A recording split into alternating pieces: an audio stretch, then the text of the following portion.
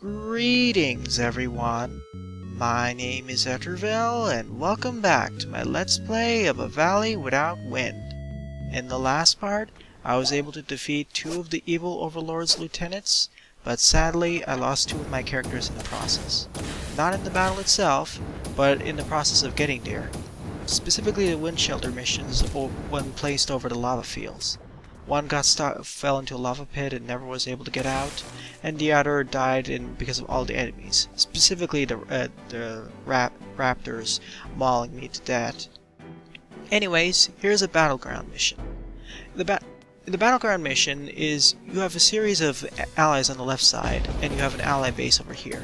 Your objective is to help your allies get to the allied base on the right side, so you can destroy an enemy base.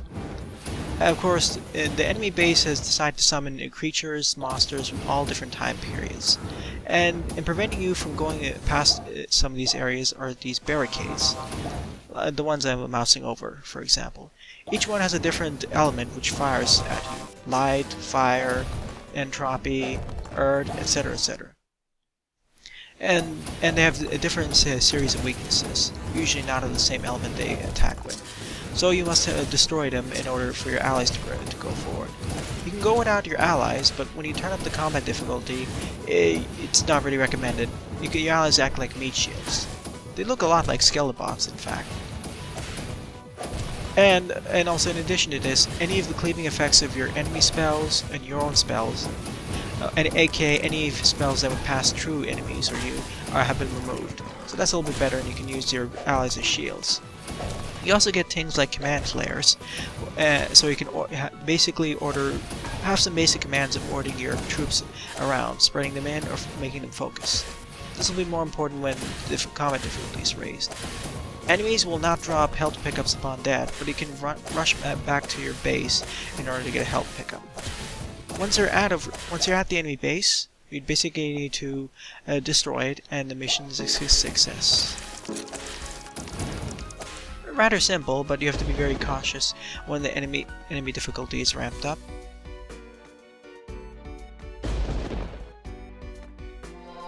And I'll be showing each variety on different landscapes. Right now it isn't too bad, as they generally have they don't really have environmental hazards other than the heat and cold environments. But regardless, we got the Clinging Factor 9 spell. It's a weak entropy based spell which basically fires these orbs, entropy orbs, which are short range, but they fall on the nearest enemy, which is great if you're trying to do hit and run tactics but you don't have time to aim, or you're running all over the place. So keep that in mind. It's not really for a good dedicated DPS, more for running around and trying to defeat enemies. I decided to do some other missions like the Stealth Assassination, so I can actually get a better spell for fighting off the bosses. As right now, the spells I have are kind of inadequate due to the two lieutenants I've defeated, which increased the world level from 7 to 9. But alright, we have stealthily defeated, we've defeated this stealth mission, and we got a very useful spell, which I'll be using throughout this part and the next part. The Launch Ice Block spell. It's similar to the Launch Rock spell, but instead of throwing a large block of ice, it throws a small ice block. And unlike the Launch Earth or Launch Rock spell, it doesn't cost quite a bit of mana, have a high amount of cooldown time, and you can rapidly fire it and arc it over things. So yeah, this is one of my currently favorite spell gem types at this part. Especially when you do hit and run, and considering how fast it can hit foes. Not necessarily, it is pretty good at DPS as well, and especially with fast moving foes, so you're not punished as heavily for missing one of your shots.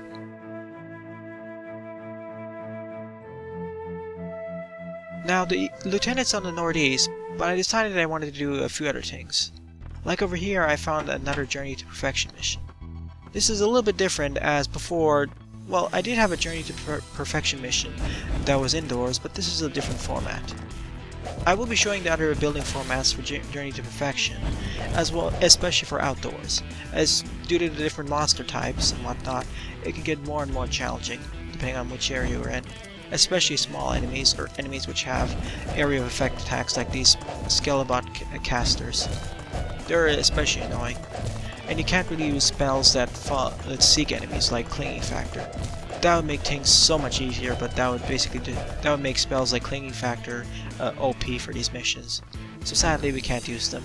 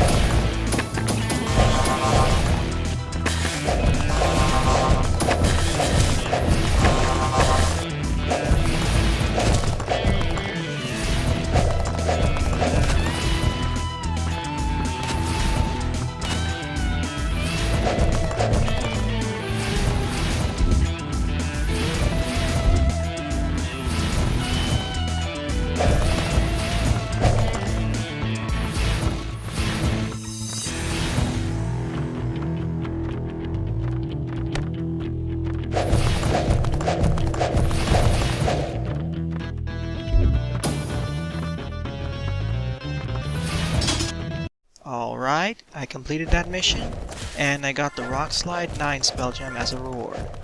The Rock Slide series of spell gems basically launches 8 heavy rocks upwards.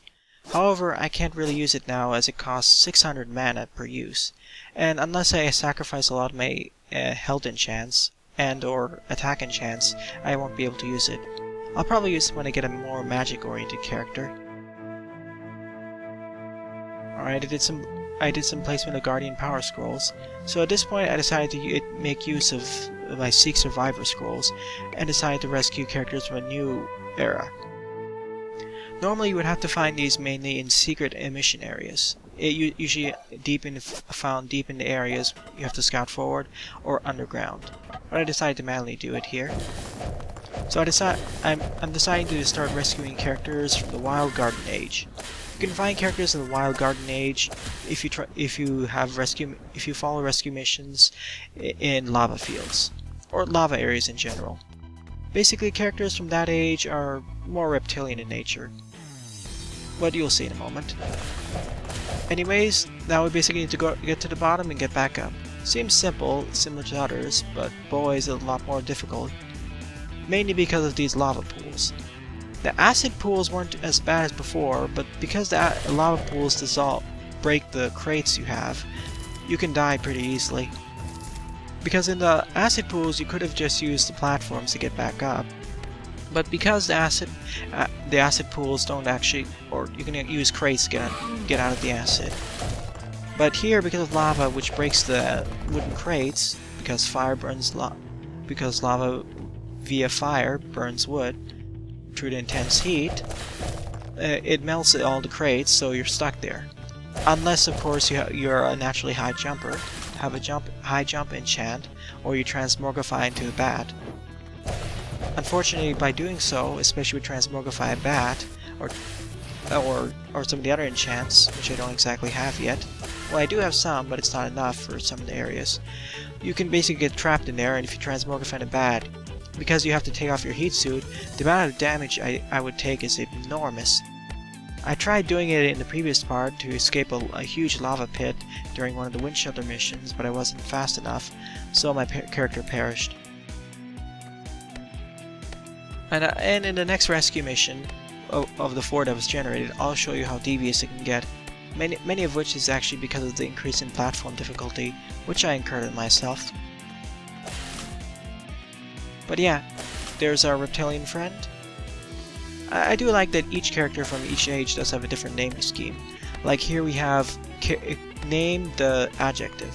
Before it was like 2 proper names, now it's more like name then adjective. That's nice. Alright, with that beep, we basically rescued a wild garden character, and so if we die, which I will soon enough, we can now play as a wild garden character. Now, on to the second one. Yeah, it's also interesting that in the lava flats, you can actually find mineral deposits here, or ore deposits. In most other locations, you cannot find ore deposits on the surface, or even if you do, they're extraordinarily rare. You have to usually go underground. But here, you can find them right up on the surface. To be fair, it makes sense, as in this area there are volcanoes all over the place, so... Really, the main annoyance of traversing here is because all of these possessed lion statues, which basically whip you with energy if you get too close. And all these raptors. The raptors are much more dangerous in enclosed spaces. Oh, and killing and not killing those T-Rex and possessed lion statues is going to bite me in the back soon enough. Now in this mission, this is where my slow enough caution hurts me. Like here, I tried creating these wooden platforms here so I could jump over it, but I can't reach it because I didn't have the enchants or high enough jump height. I kept struggling and I can't put it in there, and the wooden crates would break out of it, so I basically had to do an emergency maneuver here. I had to take off my heat suit and switch into bat form. So there's some repositioning here. As you see, it just mowed down a huge amount of my health, and even in bat form it just kept eating to my health. So it's not recommended, and if I didn't have all those health enchants, well, I would have perished like in the last part. So I strongly suggest in the lava flat missions, or in missions with higher platform in general, be cautious and slowly move your way down. In fact, if this wasn't a lava flat or snowfield mission where you have to rescue someone, I would suggest being in a bat form completely, or so you have a higher jump and can move all over the place. There's another Storm Dash variant spell called Storm Fist, which can knock you out of several areas, or knock you into certain areas. But we won't get that for a while. And yeah, and also leave a trail of all these wooden platforms so you know which path to take back up, especially when the enemies start to respawn. Right now, you wouldn't actually see most of the enemies respawning, but basically once you rescue the person that's in trouble, enemies will start, basically enemy spawners will spawn, and so after a while enemies will start spawning all over the place. It's not too bad now, mainly because the combat difficulty isn't set so high, but once I increase it, it's going to become quite dangerous, and also the fact that the person you're trying to rescue can actually get killed in the process. Sure, they have higher shields and health because of the Alari Stone's assistance, but after a while they too can perish, so be cautious. But right now, we don't need to worry too much. Of course, you can also just use the command flares to park your rescuee somewhere, and then go up and destroy all those skull statues, aka enemy spawners, by yourself, and then call them back forward, and do that. But here it's not really necessary.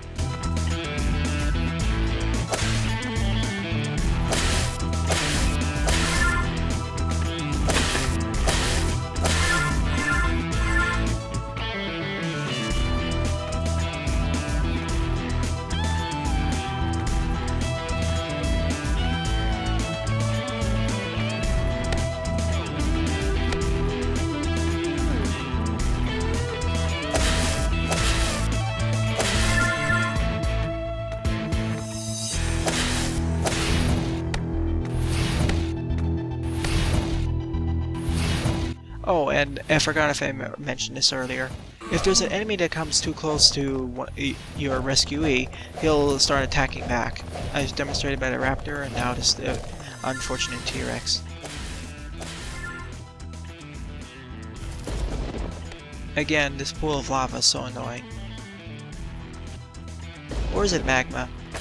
I'll just call it a pool of lava.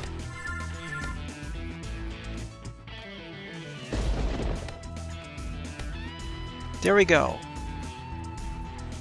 And as I exit the mission, I'll get basically, let's just say, two-sided. Whoops. Yep, I got basically spawned right in the middle of the T-Rex and got launched out of him. If this was a higher combat difficulty, instant death, basically. That's why I should have killed it before I entered. You never can be too careful, especially with a lot of enemies which can do high amounts of damage.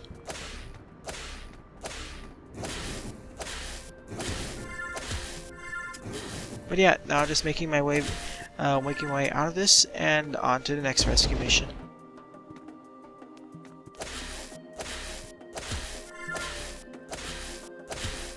And a lot of these tricks I'm doing here about creating high enough platforms and jumping to the other side mainly only works because I have a leg enchant which prevents me from taking falling damage. Oh, you'll see what happens when I forget that I took it off and replaced it with something else and use the same tactics. Anyways, here's a sped up version of a rescue mission in the lava fields. The only difference is that instead of the Ice Age enemies from seen before, with all the mechs and espers, now we have flame espers and all these dinosaurs. The raptors are the main concern, of course. Especially in these closed locations where you can't dodge out of the way. Thankfully though, you can use spells like Clinging Factor in order to attack foes that are far enough away. And here are the enemies respawning, like I said. Number 3 is rescued. Now on to number 4. Skipping a little bit ahead because it's not necessary to see everything. Well, I will soon enough. More resource deposits. And there's the building.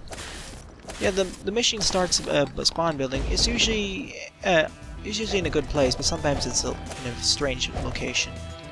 Anyways, here we are, and we rescued this friend of ours. Alright, now let's get back to a home base.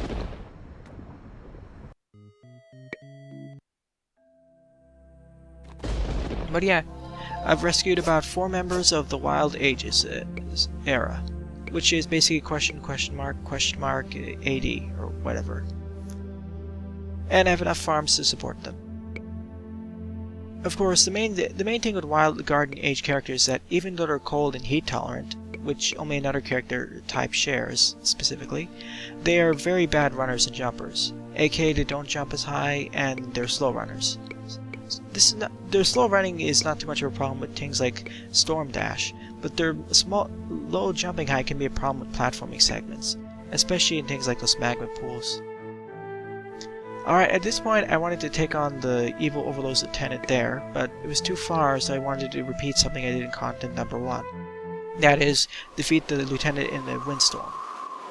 Of course, I took off my enchant which prevented falling damage, and so when I did this, boom, died. Without the falling damage prevention enchant, it'll resolve situations like this. So don't repeat what I did. I tried going in with another character, with Transmogrify Bat Scroll, but of course, I completely forgot that you can die from the wind, especially as a bat because they take 20 times more damage. So, 2 characters lost in relatively quick succession. And so on the third time I decided, I'll just go create 2 wind shelters and go that way. That was my strategy at this point. I was getting frustrated with all the lost characters. And there's a negative side effect of losing all those. There's the loss of morale, of course, but in addition to that, you also have a lot of vengeful spirits spawning. In essence, if you lose too many characters in a particular area, you'll get stuck with a lot of vengeful spirits you have to fight, which can be a huge annoyance on hard combat difficulties. And here's a kind of a jerk maneuver because the platform difficulty increase. To get through here to the next screen, you basically have to travel to this acid pond.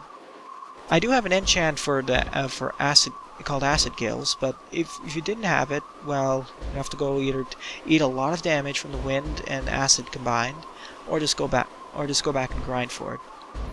And if you go back, you'll be launched up and not near the exit. That's really a jerk maneuver for the level generation.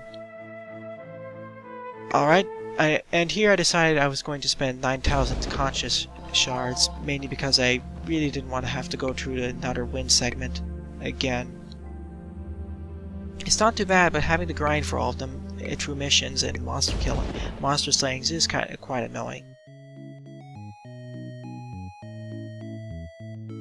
Alright, but it's time to now do a wind shelter mission to a new area.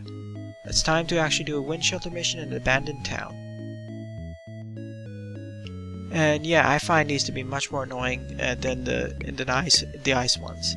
Not as bad as the lava fields. The lava fields were annoying, not because they're enemies, mainly because, excluding the raptors of course, but mainly due to the environmental hazards like all those lava ponds, and the lava field forcing you to use the heat suit, which decreases your running and jump height. But here, the main hazards all these sorts of annoying enemies, like those crashed land speeder rovers with all their miasma missiles, or these dreaded gazebos, which have these shotgun ivy balls, or thorns, or whatever. Those do a ton of damage, and you can easily. And there were several occasions where I completely died because of that. And exacerbating this issue is the fact that in the wind shelter mission, many of the enemies are bosses. So yeah, they're all buffed. And because it's an abandoned town in the wind, everything is so dark. There are spells which increase your vision radius, or spells that basically act like a campfire. But I didn't really have these on guard, mainly because I was saving up resource for other things. So yeah, even more annoying. Especially if you run into a shotgun shell, basically.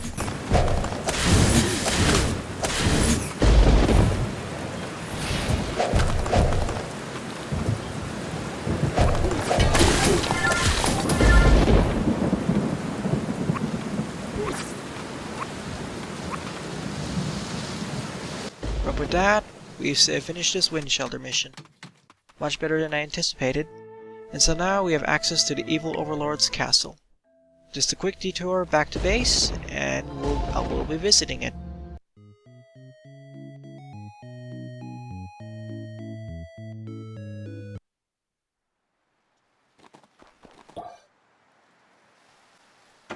Alright, skipped ahead to the evil lieutenant's tower. Meanwhile, while I was crossing through the ice fields, I decided to transmogrify myself into a bat, mainly because I was going to transmogrify myself into a bat anyway while in the tower, and I wanted an easier path to go through the ice fields ignoring most of the enemies. I really should have used more mana enchants though. Now, the main hazard of this tower is the fact that these spikes actually jump up if you get close to them, which can be kind of a problem if it's in an enclosed area, or it can jump up the entirety of the height.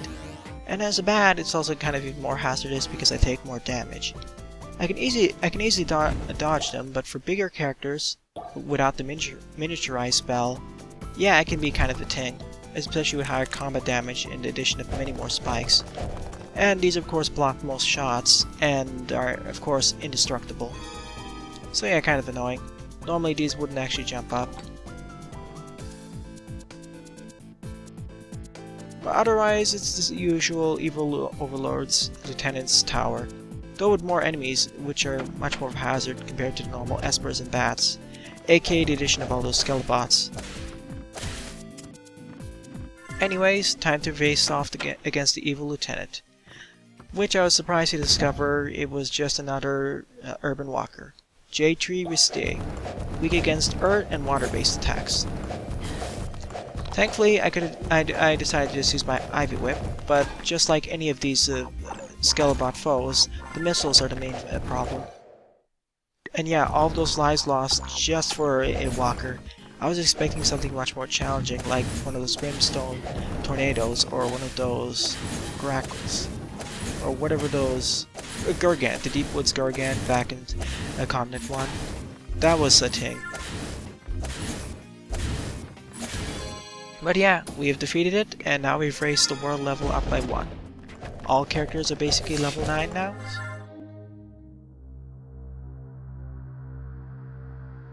And here, I decided to do one more mission so I could get more pieces of the story, and that's about it.